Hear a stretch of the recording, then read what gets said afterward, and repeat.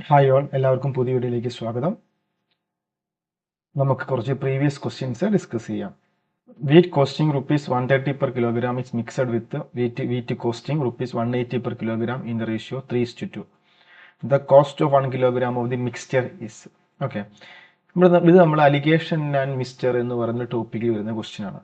നമ്മുടെ കയ്യിൽ 130 രൂപ വിലയുള്ള വീറ്റ് ഉണ്ട് പെർ കിലോഗ്രാം. 130 രൂപ പെർ കിലോഗ്രാം കോസ്റ്റ് വരുന്ന വീറ്റ് ഉണ്ട്. അതുപോലെ തന്നെ ₹180 പെർ കിലോഗ്രാം കോസ്റ്റ് വരുന്ന വീറ്റും ഉണ്ട്. ഇത് രണ്ടും കൂടി എന്ത് ചെയ്യുന്നു? നമ്മൾ മിക്സ് ചെയ്യുന്നു. മിക്സ് ചെയ്യുന്ന റേഷ്യോ എന്താന്ന് പറഞ്ഞിട്ടുണ്ട്? 3:2 എന്ന റേഷ്യോ എന്നാണ് പറഞ്ഞിട്ടുണ്ട്. അങ്ങനെയാണെങ്കിൽ അതായത് നമ്മുടെ കയ്യിൽ ₹130 പെർ കിലോഗ്രാം വരുന്ന വീറ്റ് ഉണ്ട്, ₹180 പെർ കിലോഗ്രാം വരുന്ന വീറ്റ് ഉണ്ട്.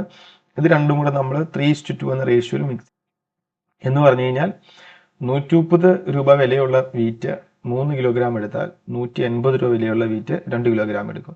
ആ റേഷ്യോയിലാണ് മിക്സ് ചെയ്യുന്നത്. 3:2 എന്ന റേഷ്യോയിലാണ് മിക്സ് ചെയ്യുന്നത്.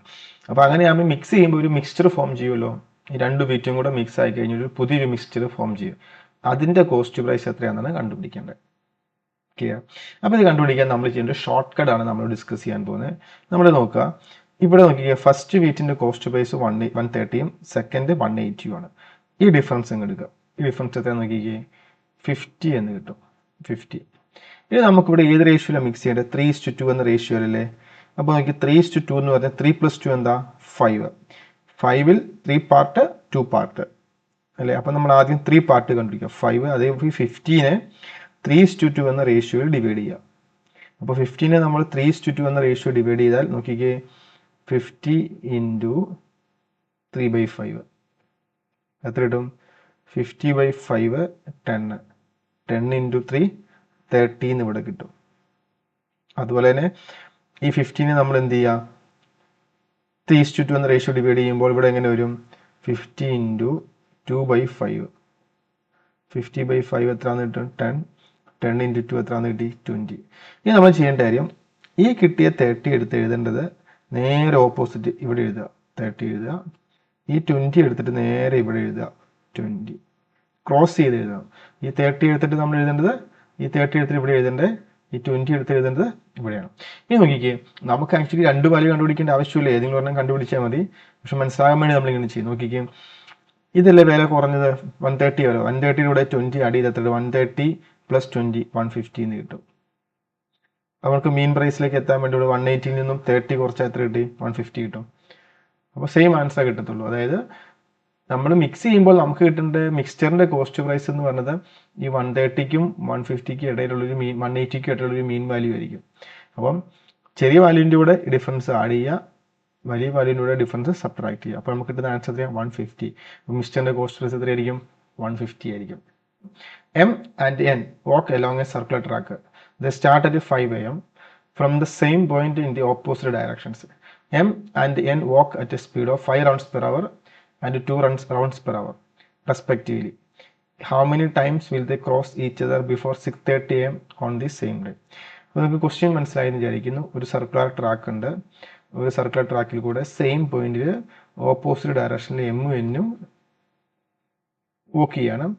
എം 1 മണിക്കൂർ 5 റൗണ്ട്സ് കംപ്ലീറ്റ് ചെയ്യും. എൻ എന്ന് പറഞ്ഞ് 2 റൗണ്ട്സ് കംപ്ലീറ്റ് ചെയ്യും പെർ അവർ. ഓക്കെ, അങ്ങനെയാണെങ്കിൽ 6:30 ആകുമ്പോൾ 5 AM സ്റ്റാർട്ട് ചെയ്യുന്നു.